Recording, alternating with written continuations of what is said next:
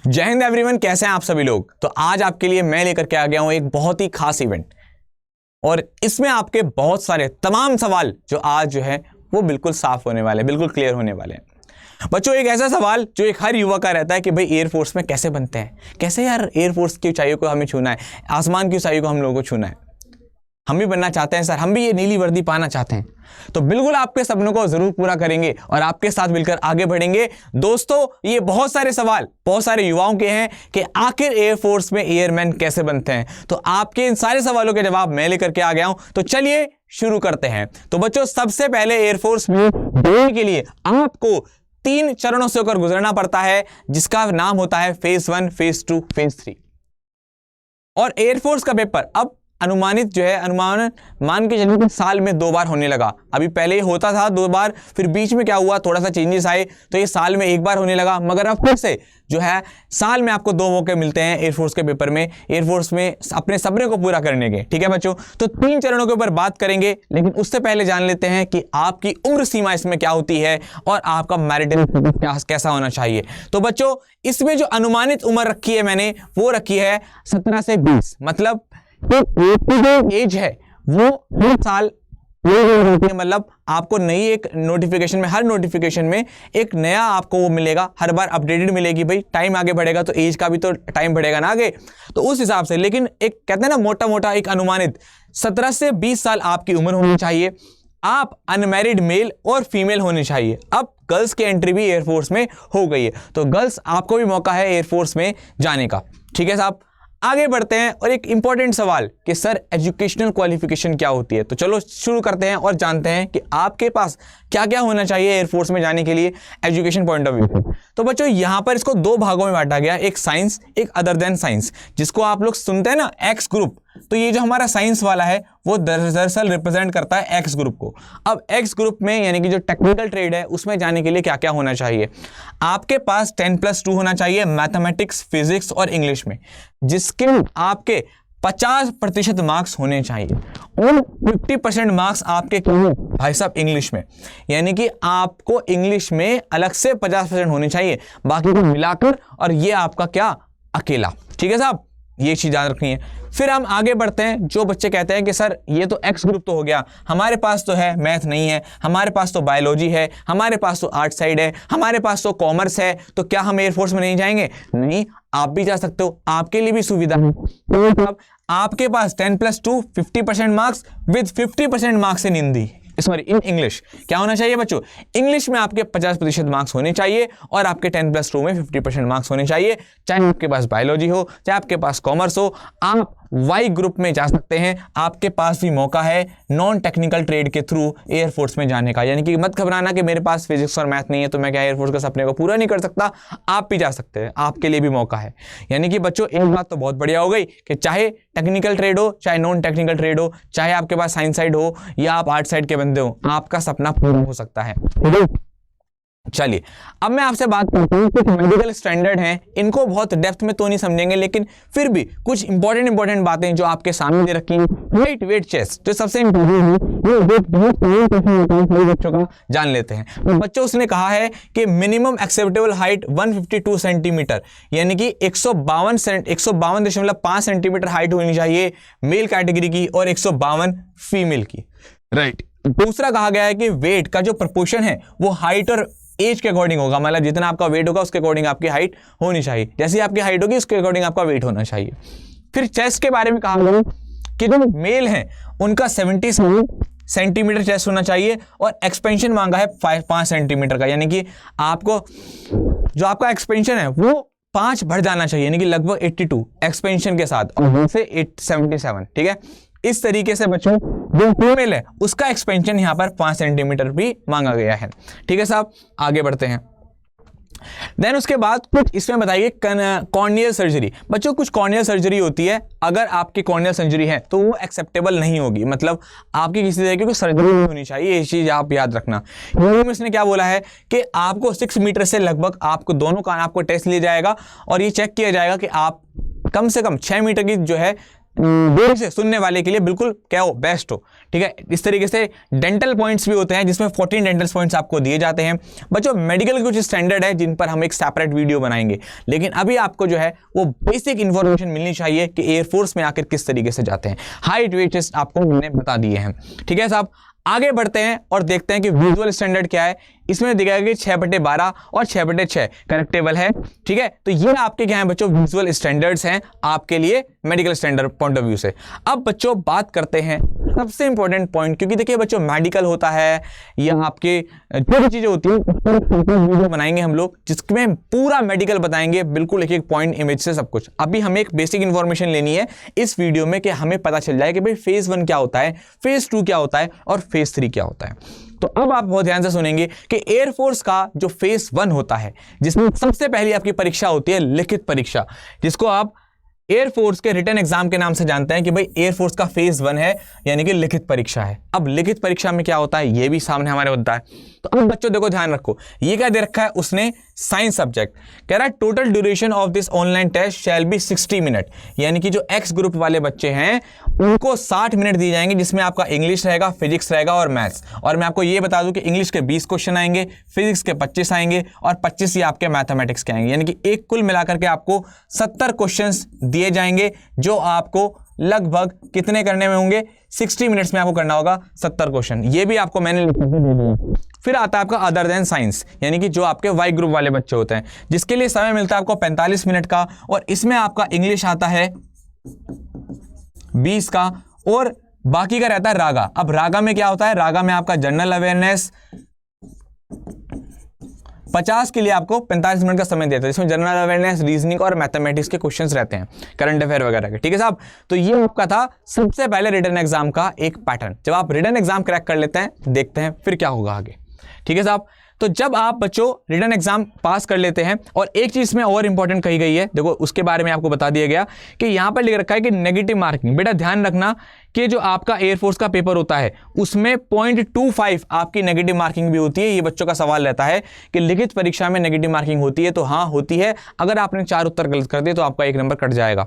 ठीक है साहब, इस चीज को भी आपको ध्यान रखना है। ठीक है साहब, आगे बढ़ते हैं। अच्छा, एक चीज और है, यहां पर बहुत सारे बच्चे ऐसे भी होते हैं जो एयरफोर्स एक्स और वाई ग्रुप दोनों की तैयारी करते हैं, तो उनके लिए जो है समय कितना होगा, 85 मिनट होगा, जिसमें आपको इंग्लिश के 20 क्वेश्चन और 25 क्वेश्चन आपके फिजिक्स के, 25 क्वेश्चन आपके मैथ्स के और 30 क्वेश्चन आपके इसके होते हैं रागा के। तो कुल मिलाकर आपका ये 100 क्वेश्चंस का एक पेपर होता है, जो एक्स और वाई दोनों ग्रुप का पेपर फिल करते हैं। तो आप दोनों भी है फिल कर सकते हैं, चाहे आपका सिलेक्शन एक्स में होगा तो एक्स में चले जाओगे, वाई में होगा तो वाई में चले जाओगे। ठीक है, ये भी इसमें आपके पास एक बढ़िया पॉइंट है, मगर इसके लिए मेहनत बहुत करनी पड़ती है, क्योंकि जहां आपको 3 सब्जेक्ट पढ़ने पड़ते हैं, यहाँ पर आपको पूरे 6 सब्जेक्ट पढ़ने पड़ जाते हैं। ठीक है साहब, अब मैं आपसे बात करता हूं फिजिकल फिटनेस के बारे में। तो बच्चों देखो, फिजिकल फिटनेस में सबसे पहला पॉइंट उसने यहाँ पर यह बोला है आपसे कि सबसे पहले 1.6 kilometre run to be completed within 7 minutes. Important point कि आपको 1.6 किलोमीटर की दौड़ 7 मिनट के अंदर लगानी है, ये चीज याद रखिएगा। जब आप फेज 1 क्लियर कर लेते हैं और बच्चों की मेरिट आती है, मेरिट आने के बाद आपको क्या देना पड़ता है, फेज 2। फेज 2 में सबसे पहले क्या होता है, फिजिकल होता है। फिजिकल में सबसे पहले क्या होता है, रनिंग, जिसमें आपको 1.6 किलोमीटर 7 मिनट के अंदर दौड़ना होता है। ठीक है बच्चा, अब इससे आगे के जो पॉइंट्स है वो मैं आपको बताता हूं बहुत अच्छे तरीके से। देखो बच्चों, जब आप दौड़ लेते हैं, यानी कि आपका जब दौड़ क्लियर हो जाती है, तो उसके बाद आपकी कुछ फिजिकल एक्टिविटीज होती हैं, जिसमें क्या होता है कि आपको 10 पुशअप, 10 सिटअप और 20 स्क्वाट लगाने पड़ते हैं। 10 पुशअप लगाने के लिए आपको 1 मिनट का समय दिया जाता है, 10 सिटअप लगाने के लिए आपको 1 मिनट का समय दिया जाता है और 20 स्क्वाट लगाने के लिए आपको 1 मिनट का समय दिया जाता है।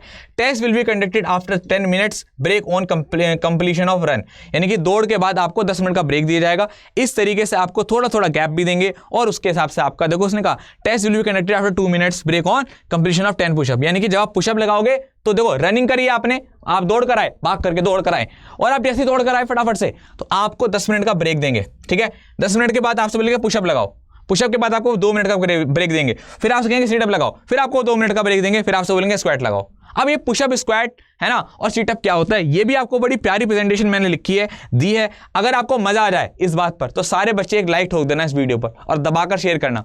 कितना बढ़िया मैंने आपको बताया बच्चों। जैसा कि आप देख पा रहे हैं कि सबसे पहला आपका पॉइंट है यहाँ पर पुशअप का, तो ये आपके सामने पुशअप है, ठीक है। इस तरीके से आपके सामने सिटअप, और देन उसके बाद आपका लास्ट पॉइंट आपका स्क्वाट, ठीक है। तो पुशअप, सिटअप, आपका स्क्वाट, यहां पर तीनों मैंने आपको ये बता दिए कैसे कैसे होते हैं। एक बार देख लीजिए फिर से।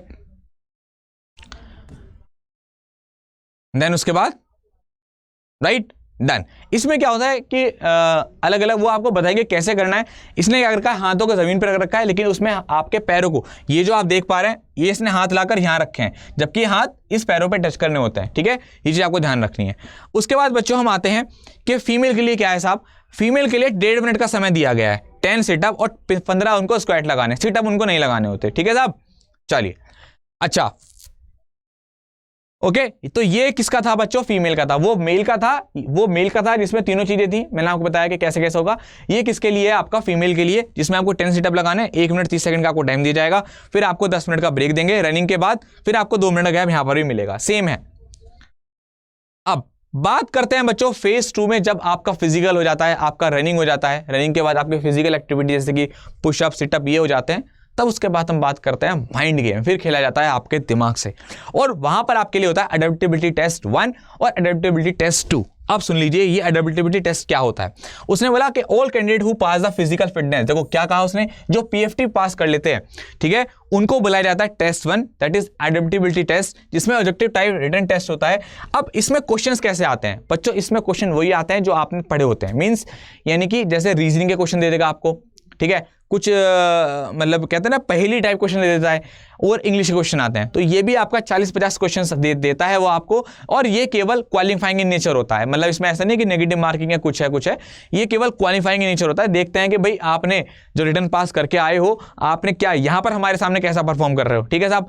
अब जो एडेप्टेबिलिटी टेस्ट 2 होता है, ये आपके लिए बहुत इंपॉर्टेंट हो जाता है, और ज्यादातर बच्चे यहीं पर आउट होते हैं, और इसको हम जानते हैं जीडी से, किससे, ग्रुप डिस्कशन से, ठीक है बच्चों। जो कहते हैं ना कि एयरफोर्स का रिटर्न के बाद कोई सबसे तगड़ी चीज है, तो वही होती है एयरफोर्स में एक ग्रुप डिस्कशन। अब ये ग्रुप डिस्कशन में क्या होता है, ये भी सुन लीजिए बच्चों। ग्रुप डिस्कशन में क्या होता है कि बहुत सारे बच्चों का एक ग्रुप बनाया जाता है ना, लगभग 10 से 15 बच्चों का, और एक जो एग्जामिनर होता है वो भी यहां पर खड़ा होता है।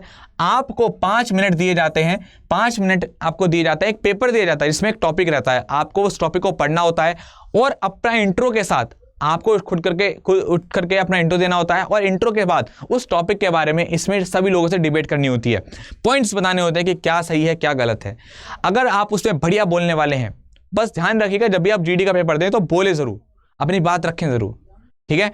जिसमें थोड़ा सा आपका इंग्लिश काम करती है, थोड़ा इंग्लिश में अच्छे होने चाहिए आप, लेकिन ऐसा भी नहीं कि बहुत ज़्यादा, बट ठीक है, नॉर्मल होता है। वो ये देखते हैं कि भाई ये जो बंदा है वो कम्युनिकेशन कर पा रहा है, इंग्लिश में बात कर पा रहा है या नहीं, बस दैट्स इट, ठीक है साहब। लेकिन इतना टफ नहीं होता, बहुत ईजी होता है। अगर आप सोचिए कि बहुत हायर इंटरव्यू होने वाला है, नहीं, नॉर्मल बच्चे होते हैं आपके जैसे, और आपस में ही होता है, तो यानी कि आप समझ सकते हैं कि आप कर लेंगे आराम से।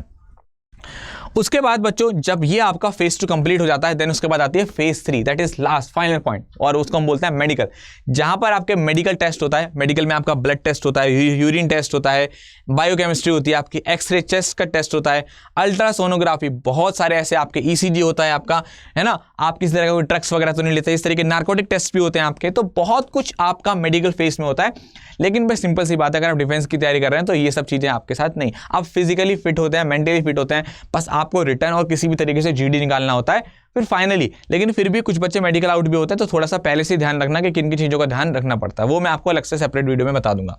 तो बच्चों ये आपका मैंने आपको तीनों बता दिए कि क्या क्या स्टैंडर्ड्स होते हैं आपके, फेज 1 में क्या होता है, फेज 2 में क्या होता है, और फेज 3 में क्या होता है। फेज 1 में आपका रिटन एग्जाम, ठीक है, रिटन एग्जाम होता है।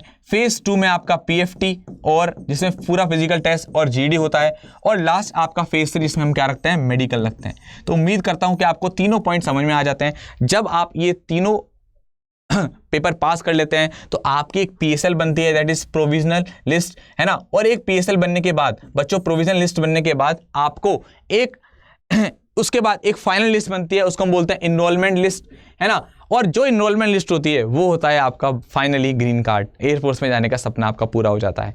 तो लास्ट में आपकी एक प्रोविजन लिस्ट बनती है, देन उसके बाद आपकी फाइनल इनरोलमेंट लिस्ट बनती है।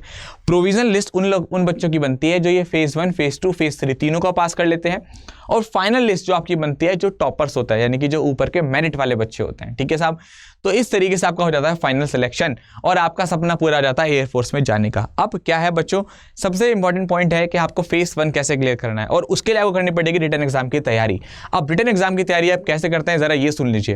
रिटन एग्जाम की तैयारी के लिए आपको कॉन्सेप्ट अच्छे करने पड़ते हैं, बहुत सारी प्रैक्टिस करनी पड़ती है, और इसके लिए आपके पास एक वे होना चाहिए, एक रास्ता होना चाहिए। तो क्योंकि एक टीचर और एक डिफेंस अड्डा जैसी जो प्लेटफॉर्म है वो आपको इस तरीके से चीज़ें प्रोवाइड कराता है कि आपके रिटन के कॉन्सेप्ट्स, आपके जो भी वीक पॉइंट्स हैं वो, और साथ साथ आपकी दबाकर प्रैक्टिस, हम तीनों चीज़ें आपको कराते हैं बहुत अच्छे तरीके से।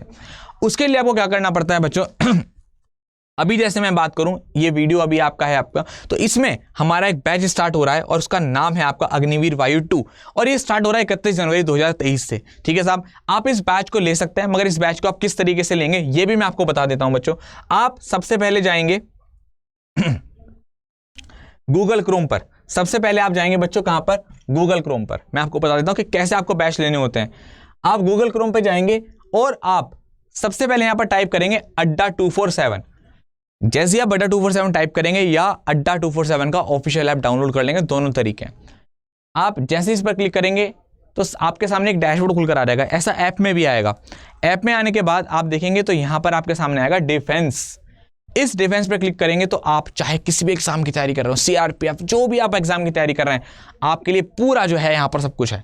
तो इसमें दो चीज़ें हैं, या तो आप प्रॉपर एग्जाम कोई टारगेट कर रहे हो उसकी तैयारी कर रहे हो तो उसका कोर्स ले लो, या फिर आप महापैक ले लो। तो पहले मैं आपको बता देता हूँ कि आप जैसे वायु की तैयारी कर रहे हैं तो वायु का ये वाला बैच है आपका। अब आप सोचेंगे कि सर ये तो बहुत ज़्यादा कॉस्टली है, इतना तो हम नहीं कर पाएंगे, तो आपके पास एक बहुत अच्छा तरीका है, आप बाय नाउ पे क्लिक करना। फिर मैं एक चीज़ बता रहा हूँ, उसको ध्यान सुन लेना बस। आप बाय नाउ पे जाओगे और यहाँ पर एक कोड लगा देना Y653, और जैसे आप Y653 लगाओगे और अप्लाई कर दोगे, कमाल देखना क्या हो जाएगा।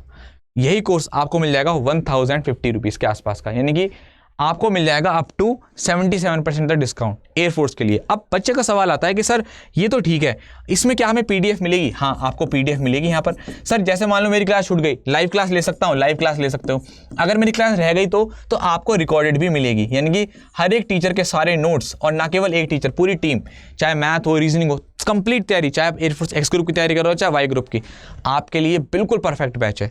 और अब बहुत सारे बच्चों का सवाल रहता है कि सर हम तो 2-3 डिफेंस एग्जाम की तैयारी कर रहे हैं, हम क्या करें? तो फिर सिंपल सा काम, आपको यहाँ पर जाना है, अड्डा 247 टाइप करना है। अड्डा 247 टाइप करने के बाद आप डिफेंस में जाएंगे। डिफेंस में जाने के बाद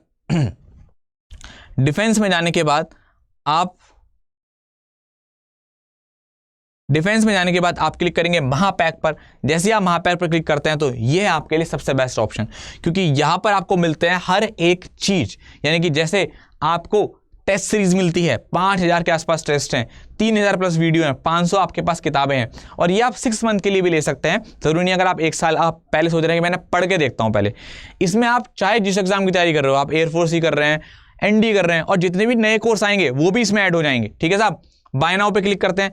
बाय नाउ पे क्लिक करने के बाद आपसे मांगेगा कोड, और आप कोड लगाएंगे यहाँ पर Y653 और अप्लाई कर देंगे। जैसे ही आप अप्लाई करते हैं आपको मिल जाता है यही कोर्स 2299 का। मगर इसमें आपके इतने फायदे हैं महापैक में कि आप अंदाज़ा भी नहीं लगा सकते, इतने सारे, क्योंकि बहुत सारे टीचर्स होते हैं इसमें, सब चीज़ें होती हैं, अग्निवीर वायु हो, नेवी हो, इंडियन कोस्ट गार्ड हो, सीआरपीएफ, सीएसएफ, बीएसएफ, कोई भी कोर्स हो आपका, सारे कोर्स मिलते हैं, सारी किताबें मिलती हैं इसमें, सब कुछ आपको मिलता है महापैक में। मगर ध्यान रखिएगा, एक चीज़ आपको ध्यान रखिएगा विशेष तौर पर, और वो है ये कूपन कोड, और वो आपको यही लगाना है Y653, ठीक है साहब।